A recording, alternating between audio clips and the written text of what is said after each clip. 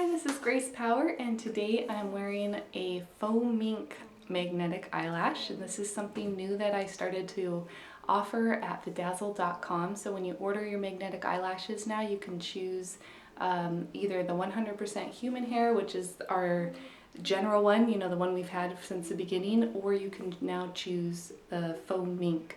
So I'll just zoom in so you can kind of see how that looks. What I've noticed different with the Faux Mink really is that the tips of the lashes are a little bit finer of a tip, and the lashes have a little bit maybe more darker color.